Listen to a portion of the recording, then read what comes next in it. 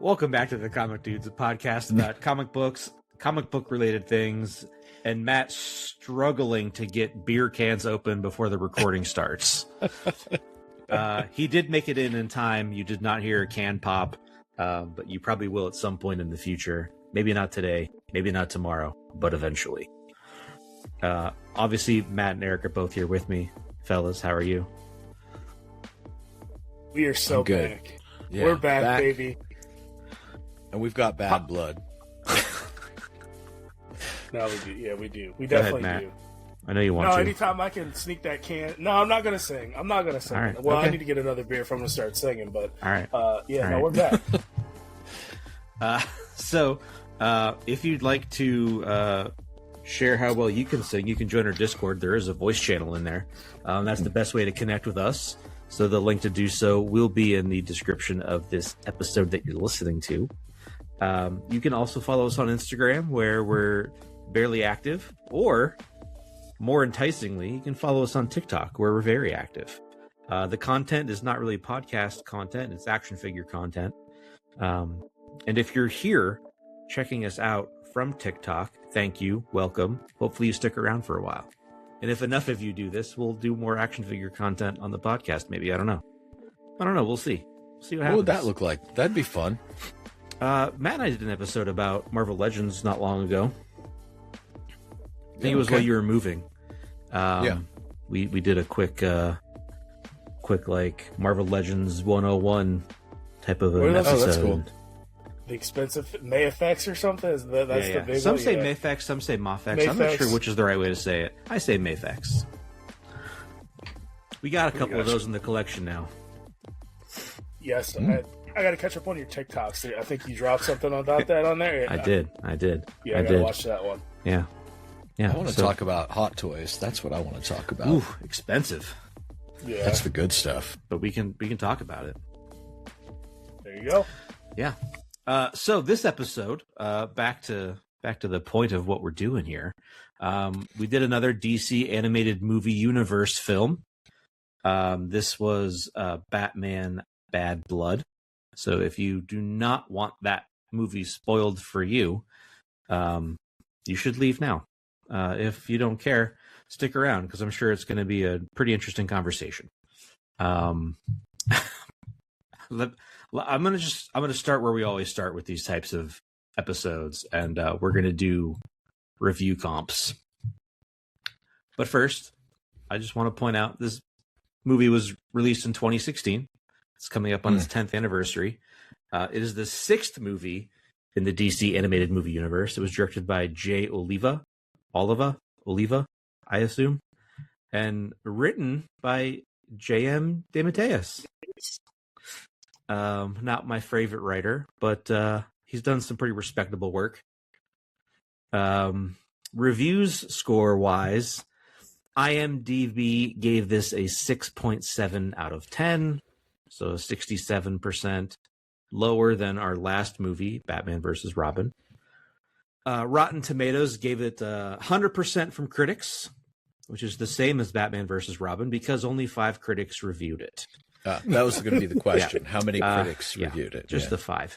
Audience score was 65%, so lower than Batman vs. Robin.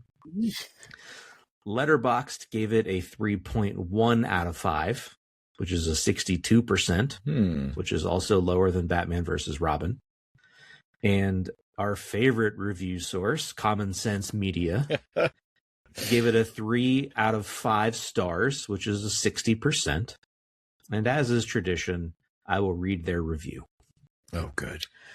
Parents need to know that Batman Bad Blood is a typical example of this superhero's modern-day direct-to-DVD adventures.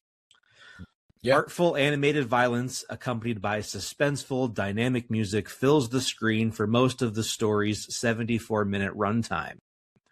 One assorted team of Batman accomplices faces off against a motley gang of Gotham City's villains in a series of lengthy set pieces that include explosions, gun battles, physical fights to the death, heroes taken hostage, destruction of buildings, and, in this instance, torture. Characters are disguised, then revealed. Both heroes and villains appear to be dead, then are restored to life. Several references are made to Batwoman's sexuality. She meets a policewoman who may become a romantic interest in the future. Swearing includes bitch, ass, damn, hell, crap, and pissed off. Sometimes uttered by the boy hero Robin.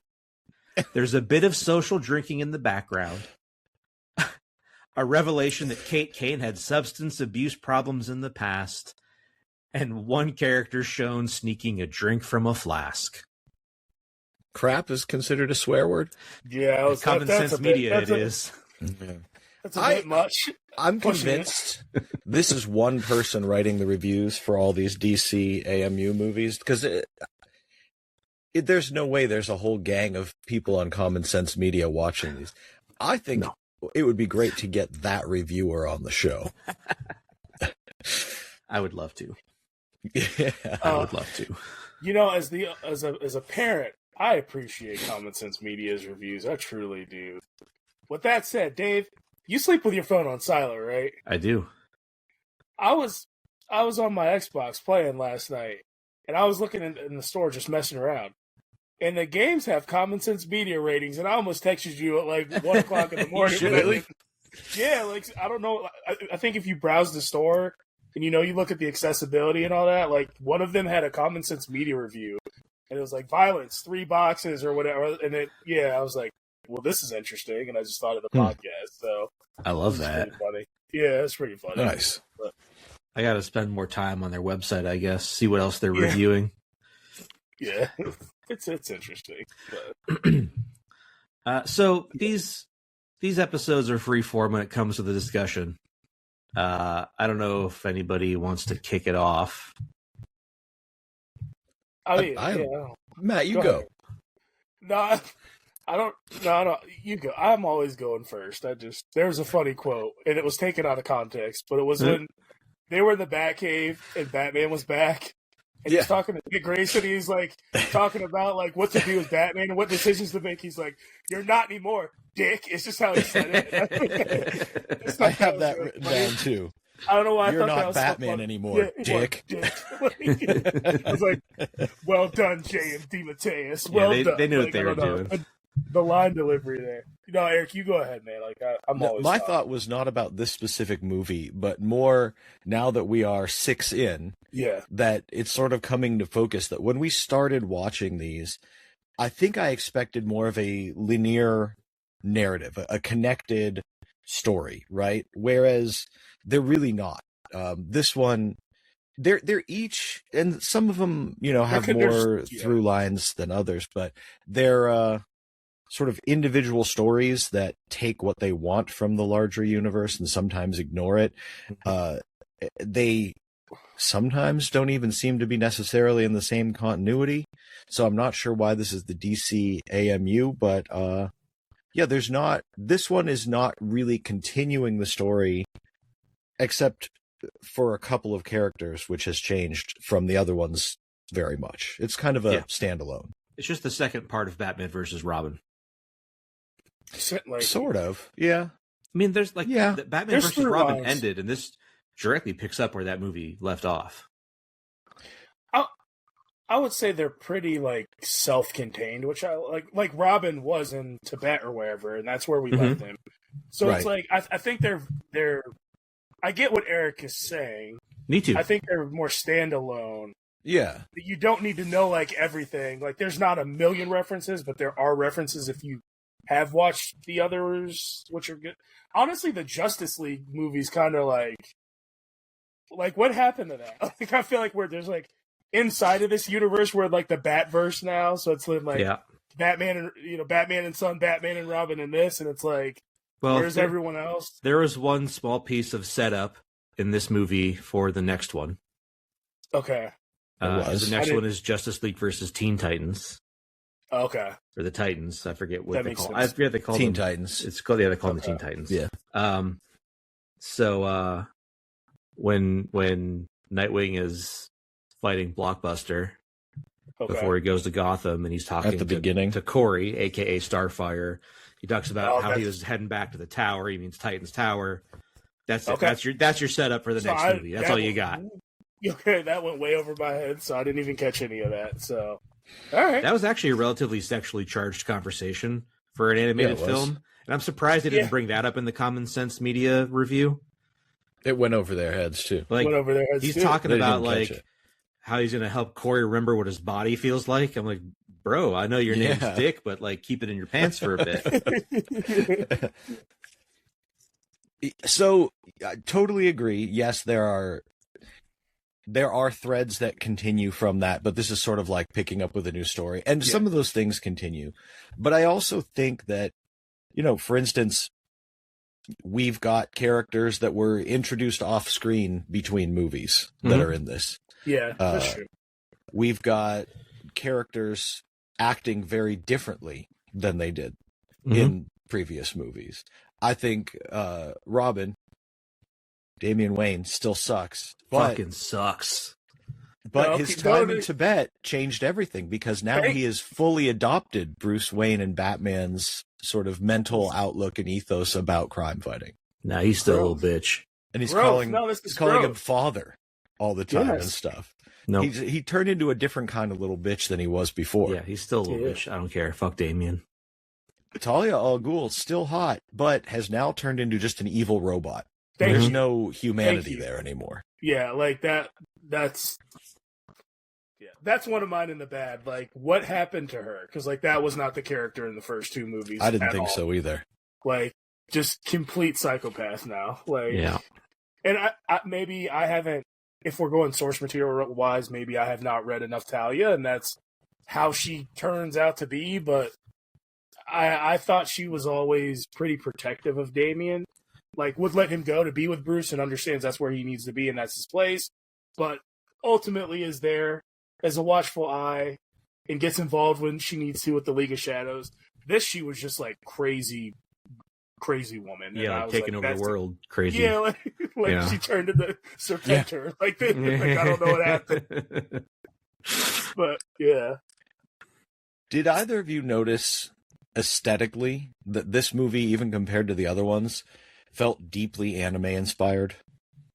I think the art, the animation, the way it's directed and edited, even some of the line writing and deliveries, and some of the themes with the cloning and stuff, all just felt very anime to me. Like the scene with the nunjas was straight out of good call. An anime episode or a movie. There was just a lot of things that felt anime inspired, whether that was intentional or not, that felt a little different here to me. Those nuns are straight out the comic, boys. Yeah, well, I believe it. I just mean the way it was animated. How they drop down and they're like yes, exactly. Like, I'm talking aesthetically, not necessarily the characters. The way they put it together. I feel like it's always been pretty anime to me. Like, but that's comparing it to like X-Men 97, like X-Men, the old X-Men series or something. I'm like, this is like these DCU movies to me have more of an anime art style. With that said, I feel like, yes, I'm picking up what you're putting down in regards to this one in specific too. Like, it's like really I thought it worked pretty well here, actually. Yeah. I actually for that didn't notice. Not that I disagree. I just it felt the same as the last one to me, and maybe I'm just not interesting. I might just not be as critical of the style, and I don't mean like you're critiquing it. I just mean like it might just go over my head. Oh, like I might just not be paying attention. There were just things that stood out that felt like, maybe they watched Ninja Scroll and then they, were like, oh, that the way they did this over their shoulders, and the way these characters were on the roof and did this. Like, there was just stuff that felt, they're like, oh, Akira's a cool movie. Let's try and put some stuff like that in here. I mean, this was the first one that came out in 2016, so maybe they did make a conscious style switch from maybe 15 to 16. I don't know. Luke Fox definitely looks like an anime black person. I'll tell you that right now. He looks super anime. He's an anime black people. I can tell you that. So yeah, I love it. I love that style though. Like that was cool. Yeah. In doing some research, since you brought up Luke Fox, and just this is a bit of an ensemble Batcast. I read that this was loosely based off of two stories from the comics. The first being Battle for the Cowl. Yeah. And the second being Capes Incorporated. I never read or that. Batman Incorporated. Sorry, Batman Incorporated. That was when Bruce created this worldwide network of Bat friends that would operate globally. Battle for the Cowl. This doesn't feel very Battle for the Cowl for me. Yeah, I read that story. I think maybe just because of Dick taking up the mantle of Batman. Yeah, that's it. But that's it. It really. And Batman Incorporated, I didn't read a lot of it, but Batman Incorporated was more international, like you said. It wasn't Yep. There's the Batman of Mexico, if I remember correct. That was also 15 years ago, so correct me if I'm wrong. No, this you're is right. more just a Bat family story and not so much... And not even the whole Bat family. Battle for... Yeah, exactly. And there were Bat family arcs going even way back. The 60s and 70s had Bat family stuff. Yeah. I don't know if I disagree with that. This had low-key into the Batverse vibes to me. Where they were just kept introducing different alternate versions of Batman, even though they were all in the same universe. That's the best part. Yeah. Because no one's brought it up yet. But I know. Batwoman, I'm leaving it to you. Yeah. Batwoman being in this puts this leaps and bounds above pretty much everything we've watched so far. One of my note says Kate Kane ... Dave go. That's all. Ellipses go. I love how she just kept dicking on Damian. Every chance she got, she's fucking condescended to that kid and was kind of a jerk to him. Because he sucks. Yeah, I know. It was great. Another reason to love Batwoman. The quote that I wrote down that actually made me chuckle out loud while watching the movie was, "I'll drop a note in your lunchbox." if she sees Bruce or Batman somewhere, I was like, "Yes, fucking get him, get his ass." That's mad disrespectful. Yeah, I love it.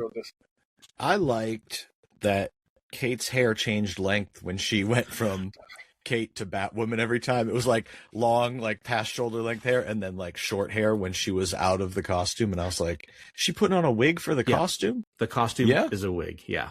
Canonically in the comics, she actually has super short, spiky hair. Yeah. And wears a wig. She would put the wig on. Okay. I didn't know that. Yeah. Okay. They don't address it. I just noticed it happening. They didn't make her hair short enough either. She should have been a little bit more masculine out of the suit, but whatever. Honestly, the CW show. They didn't make her masculine. I know. The CW show where Ruby Rose played Kate Kane, Ruby Rose was born to play Kate Kane. That was perfect casting. And then they broke her back. She only played it for one season, right? Yeah, because they broke her back. In real life? She wanted to do a lot of her own stunts, and I guess there were some issues with some of the stunt work where she picked up a couple injuries along the way in the filming of that first season. And her doctors told her that if she continued to do that, she may end up paralyzed. So she had to stop doing the show. Damn. Yeah. So then they recast Batwoman. And then the show was quickly canceled. Because it was terrible after that. Well, damn. Yeah. First season was okay, though. Unrelated, but related.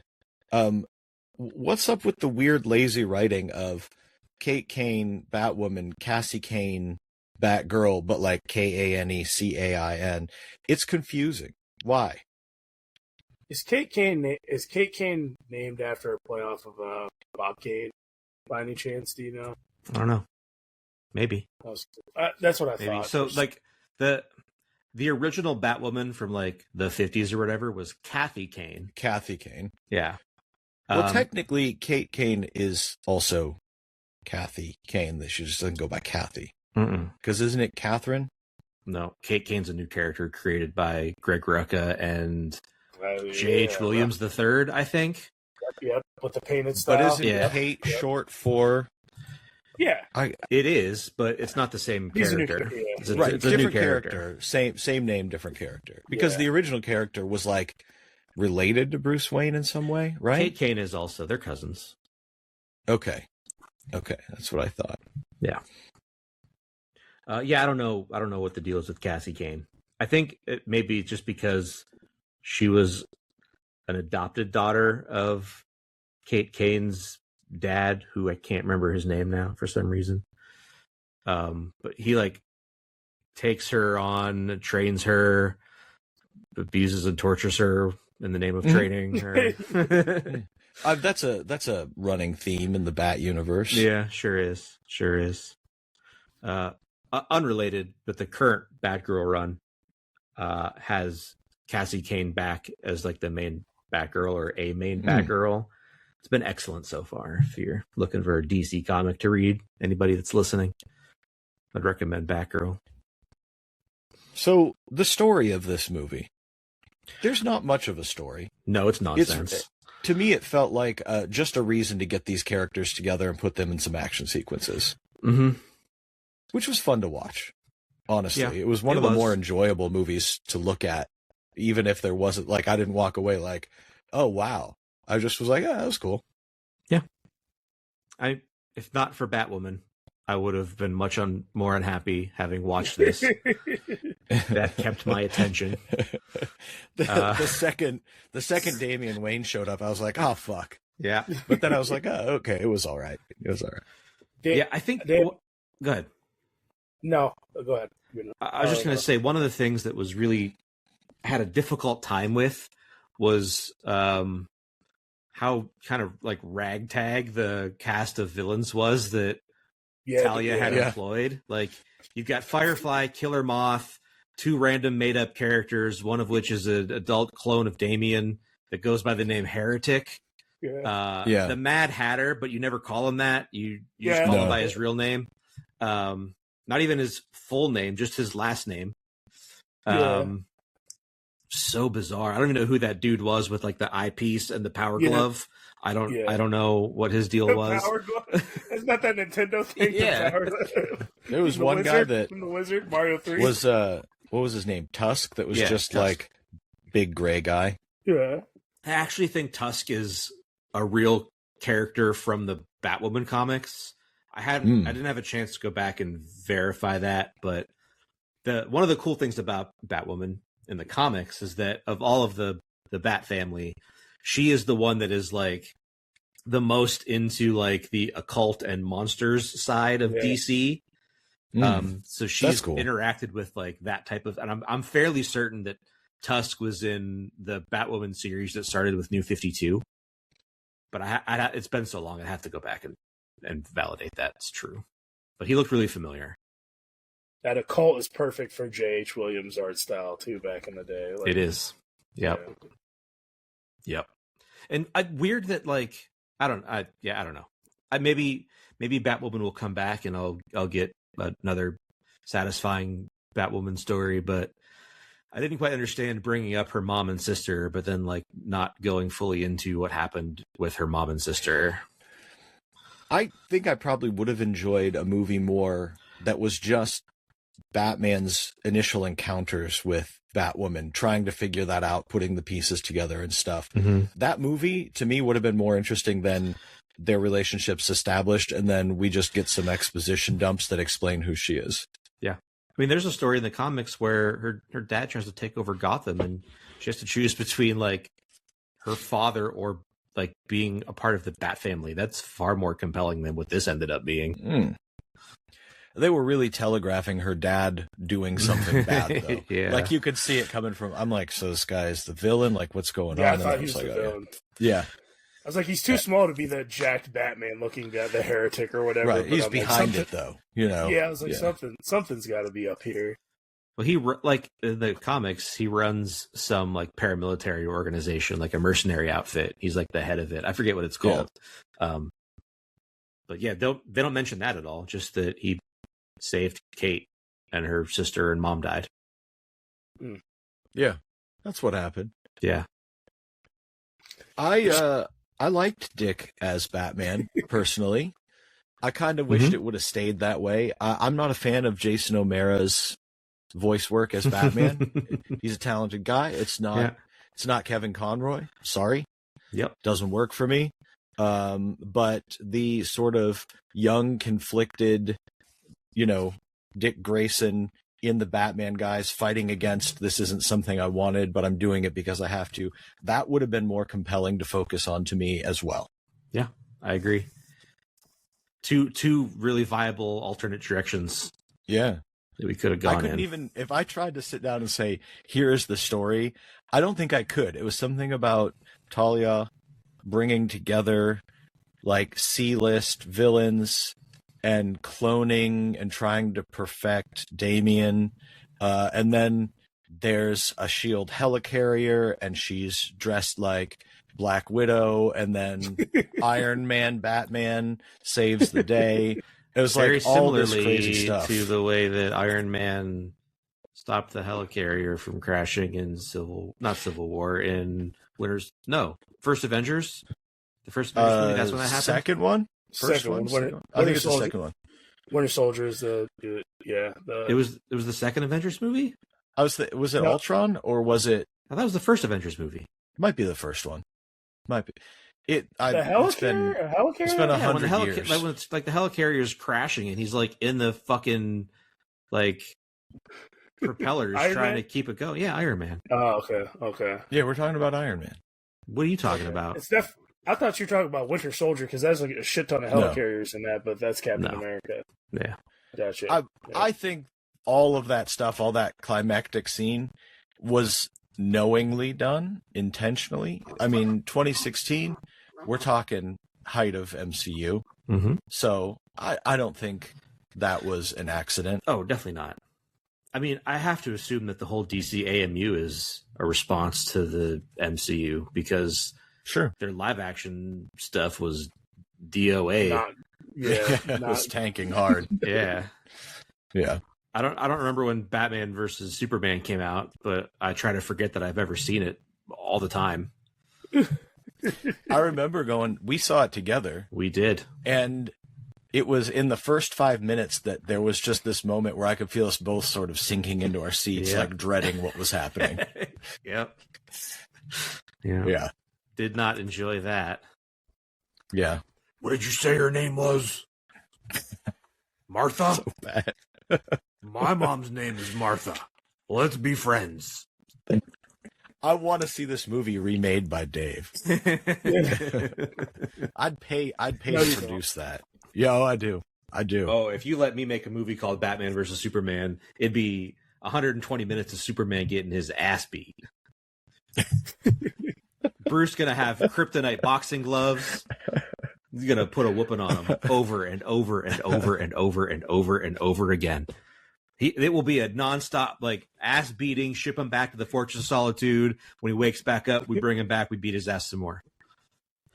Yeah, I have a question about all the Bat people though. So this movie really serves just to establish and bring together this group of Bat people, and they even at the end introduce the sort of mid-teens, I guess 2016, this is the right time frame, the Barbara Gordon, yellow and purple Batgirl, which is fun. I like that suit. That's cool. Yep, me too. But at the end, the bat signal goes up and all the Bat people respond. And I'm like, wait a minute. Wait a minute. Every Bat person is going to respond to the bat signal every time. They don't have some sort of dispatch or some sort of like, hey, you've got this tonight, I'll get the next one. Or they don't, get on a radio and like, I'm on my way. Okay, cool. Let me know if you need backup. They just all respond now. Didn't you I'm see? really disappointed if they don't. The Penguin had a gun. It obviously needs 6 people. But it's like the Avengers, though, right? Once the Avengers showed up and brought everybody together, you could not ever ask the question in any of the other solo movies, where the fuck is everybody else? You're facing some sort of giant cataclysmic problem. Why is Iron Man not here helping you? You know what I mean? Now that's how I'm going to feel. If they don't show up for everything, I'm going to be like, where's Batwing? In Nightwing's defense, he doesn't live in Gotham anymore, so He lives in Bloodhaven, right? Apparently, coming it's back. pronounced Bloodhaven. Is that true? That shit's Bloodhaven. We all know that. Everyone I Bloodhaven. know has been calling it Bloodhaven for as long as Blood- I've been aware of its existence, but Yeah. I've heard it Listen. pronounced Bloodhaven, and I did not enjoy it. Until the movie came out, I pronounced it Thanos. So, I did for a while too. yeah. So, Yeah, it happens. that's what happens when your entire universe is in print media and Mhm. nobody ever says it out loud. You have people just assuming. Yeah. Why would it not be Bloodhaven? It's logical. It makes sense. I know. Bloodhaven. Is it in Scandinavia? Yeah, we're getting too cute. I think now. it's just down the river from Gotham, geographically speaking. Yeah. Since Dick in, like, can New just Jersey? drive to Gotham from Bloodhaven Right. in seemingly a couple of hours, yeah, it's Right. got to be like a New York, New Jersey scenario. That's what I'm saying. Yeah. Yeah. It's definitely not in Scandinavia. Yeah, there's no Bloodhaven. It shouldn't be called in New that, Jersey. but it's got the little dots, the umlauts or whatever, over the U. Does it? It Yeah, little does. umlaut. Then it would be Bloodhaven. Isn't that dumb? Yeah, I don't like it. I don't either. Is that Germanic? I don't know. I liked it. I think, it was fun to watch. Like, I didn't feel like it furthered the overall overarching universe No, not aside at all. from introducing more characters. But I wasn't mad to watch it. I don't think any of these are going to. It doesn't look like, just looking at what's coming, this thing ends with Justice League Dark Apocalypse War. Dude, that That's the shit's- last movie. A Justice League Dark movie is the last movie. Yeah. And an X-Men crossover. Different spelling. I know. I'm really excited for Death of Superman, though. The first half. Well, you're gonna be disappointed. I can't wait for Reign of the Superman so we can see, like, I haven't seen that one actually. the Metropolis Kid and stuff like that. Yeah. Bro, is Kate always like this grimy and gritty? Yeah. Yeah, because this solves like the untouchable female protagonist part, and I love this shit because she was grimy. She was Mhm. getting her ass beat. Mhm. She was fighting back. Like, I'm like, this is how you do it. Yeah. Like, there's She- a lot of that in this, and I was like, Kate's She's pretty awesome. cool. She's awesome. Yeah. There was She's a not period Too of pretty to time. get punched in the face. Like, No. that's not. She does no. the dirty work. Yeah, I like that dirty work. There's a period of time where Detective Comics was focused on Batwoman. This was not at the creation of, this was also when she was created. It was a detective story, but she led a team that operated out of the Belfry, which was a clock tower in the middle of Gotham, and Clayface was on the team. Oracle was there, and I forget who else was like part of that team. I know Cassie Kane was on it as well. Fantastic run. Lasted only a couple of years, but worth seeking out to read if you want to read more Batwoman. But I would start with what's behind me on the shelf, which is her first appearance, That Elegy. Elegy, That's so yeah. good. This did make me like I already kind of thought Batwoman was cool without knowing a lot about Batwoman, but this I was like, okay, I like the cut of this character's jib. Yeah. Agreed. Yeah. Yeah. Agreed. I would be interested in reading / learning more because she was cool. I do like, though, that they establish up front in that very first scene, smoke bomb, gunfire, and they're like, it's not Batman. Batman doesn't use guns. And she's like, I do. And then later in the movie, they had to be like, guys, this is PG-13. Please establish that she's not using a real gun. And she goes, I can't believe you convinced me to use rubber bullets. Yeah. It was a very, let's make sure we know she's not using lethal force so that this can be PG-13. Common sense media. Stamp of approval. Yeah. They did stab the shit out of Lucius Fox, though. Yeah, they And did. showed blood. Yeah, he got shit. But he was fine. He did survive. Yeah. You guys know who voiced Lucius Fox? You know damn well I know who voiced Lucius Eric, Fox. do you I didn't know? have to- I didn't have to look didn't it up. look. Is Ernie Hudson? Oh, Little Winston Zedmore. Yeah. Your Honor, I have seen shit that will turn you white. The only other noticeable voice actor that's well, he actually wasn't noticeable, but he's notable at least. The voice of Blockbuster, who only appeared briefly when Nightwing was fighting him in the beginning of the movie, John DiMaggio. I was going to say, it's Marcus Fexus. Yes. And Bender. No, Marcus Fexus. Marina Baccarin is Talia al Ghul. She's pretty famous. Yeah. I didn't know that. And what's her name? She was in Dexter and some other TV shows. And as the Handmaid's voice Tale. of Kate Kane. Yeah. What's her name? It's got the long. I saw it when I was looking it up. It's a long name. Eric, a coworker of mine used to be obsessed with this woman, and that's the only reason I recognized the name. I was like, oh yeah, but she was in a TV show maybe called Chuck or something like that as well. That he was like, he just thought she was the greatest thing ever. Eric, were you working in stores when Gears of War 2 came out? I just got to ask you, Dave. Well, do you remember? Oh, Yvonne Strahovski. That's her name. I was still in a store. Yeah. There was just some I think it was like a game case for the pre-orders that were around the registers and stuff. Yeah, but Marcus Phoenix was spelled wrong. It was like Marcus Fexness, so that's what we've been calling him Marcus Fexus for so long. Marcus you said Fexus. It, and my brain felt like it was really familiar, and I'm like, why is that an in-joke that I get? Classic GameStop typo. Yeah. Classic inside joke. Sorry, audience. But along with the cutoff on the sticker for SOCOM Combined Assault, which said SOCOM Combined Ass. They did fix that, though, once they realized what had happened. Typos on signs and stuff was a fairly common thing. Mm-hmm. And at one point, I made some mistakes that cost a couple $1 million because there was typos on signs. Womp womp. Whoops. That's okay. They're closing all their stores now, so who gets the last? They just closed a bunch. Yeah, like 500. Yeah. People are freaking out about Cohen's comp package, but it's unattainable. Right. They're offering him billions if he can hit completely unattainable numbers, which is why he's closing stores and stuff, trying to get costs down. Yeah.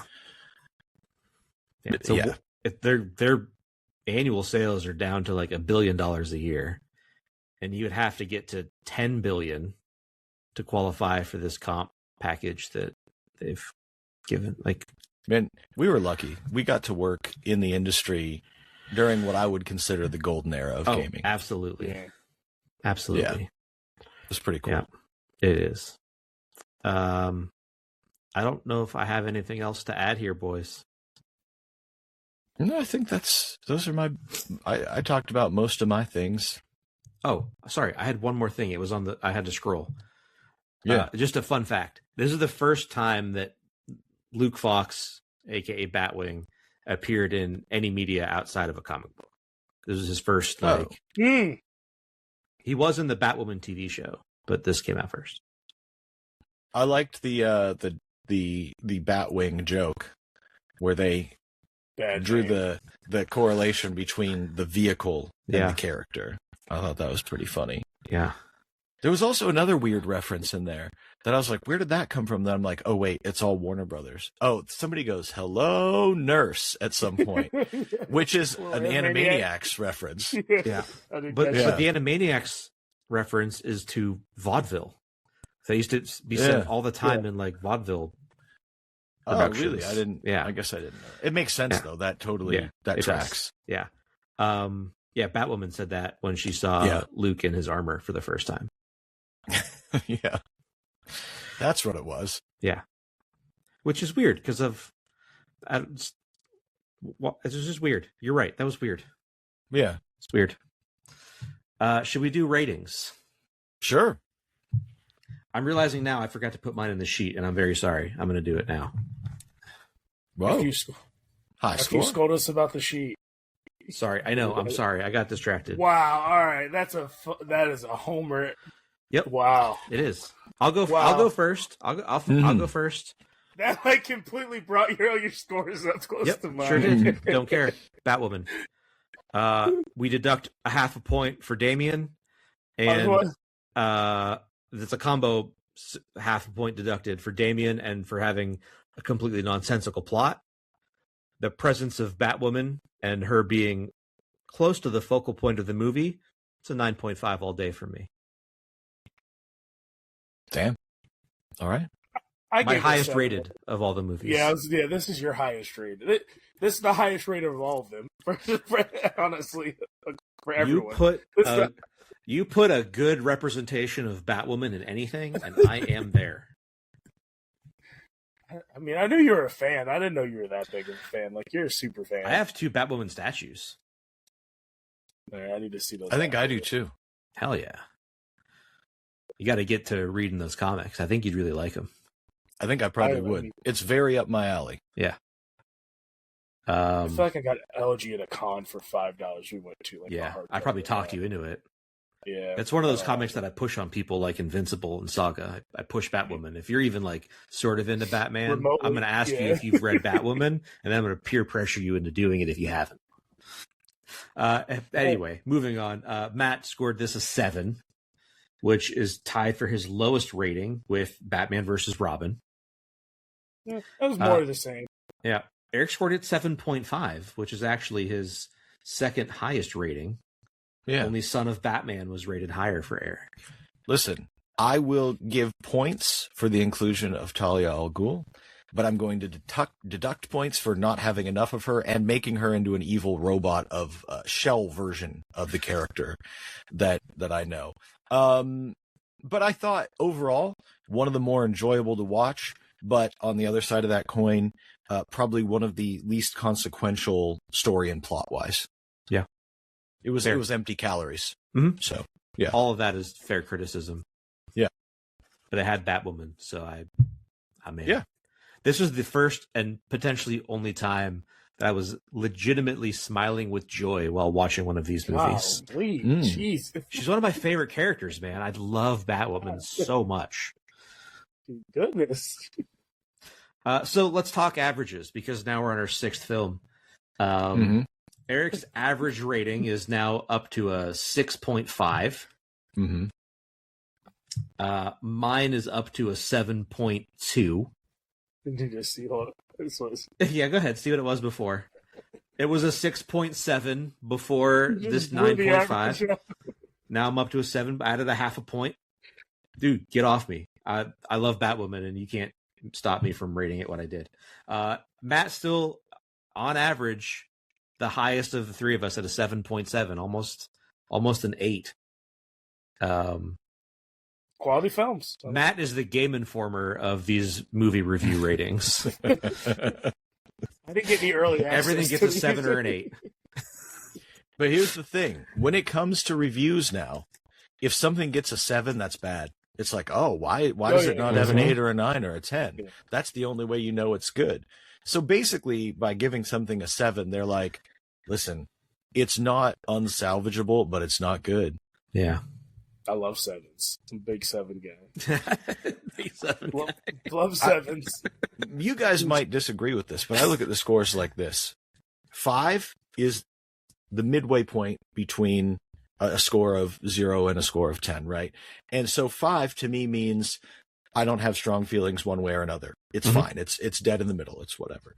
If we're below that, I dislike it. If we're above that, I like it, right? So even at a 6.5, I like it more than, dead middle where I have no feelings. I think that's exactly how I look at it too, save for this one movie right now that we're talking about where I've scored it egregiously high because I really liked one thing about it.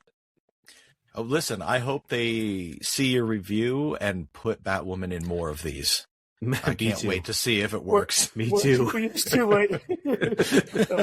Unfortunately, I think we're a couple years late. But. I mean, we are. Depending on how Death of Superman goes, we might get our first perfect 10. I don't know. That might be your first. I don't know. You might like it. Knowing that Reign of Superman is coming. That's 2 movies after that. I feel like we might end Death of Superman on a very positive note for me, personally. I know he's a not well-liked guy, but if you guys don't watch the Max Landis YouTube video about the death and rebirth of Superman, this is the second time you will not be able to look at this whole scenario the same way again. I think it's educational but hilarious. Should I watch it before we watch this movie or after? Absolutely. All right. Yes. There's also tons of celebrities that show up in this YouTube video that you're like, how'd you get them in there? Blackmail, maybe. Probably. All right. So one final piece of pod business to discuss. I did put this in the Discord today, but some people that listen to the show for whatever reason have not joined the Discord yet, so they don't know this. Idiots. Well, relax. I don't know if they're idiots. Okay. Maybe they just don't like Discord. That's probably If you like Discord and you haven't joined yet and you're offended that Eric just called you an idiot, now's the perfect time to join and tell him what you think about him. Prove me wrong. Say some mean things about Eric in the Discord, even the score. So our 2026 Let's Read, we're going to do two things. We're going to split the year, sort of, ish. Based on our timelines, it's probably splitting the year. First, we're going to read Reckless by Ed Brubaker. It's a crime noir series.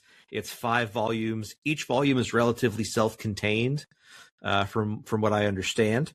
So if you'd like to read along with us, we're going to record that first episode next week, which is January 21st for us. It'll come out that following Monday, which would be the 26th, I think. So you've got about a week if you want to read Reckless Volume 1 from the day that this episode comes out. Hopefully you listen the day it comes out. After we finish Reckless, we're going to read some X-Men comics. Some of the best or some of our favorite stories of the last however many years, 30, 40, 60. I don't know how far back we'll go. Probably not to the 60s because that stuff is kind of hard to read. And it's a little hokey at times. But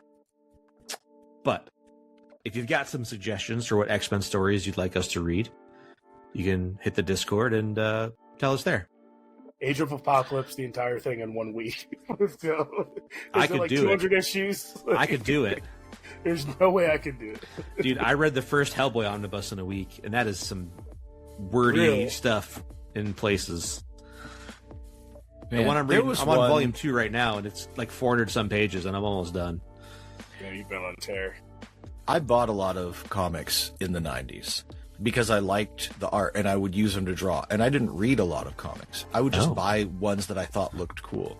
But X-Men is one of the few things that I did read some of it. And there was an arc that I thought was really cool but never finished that would be a fun one to pick up if I can remember which one it was. There's so much good stuff. It was in the 90s?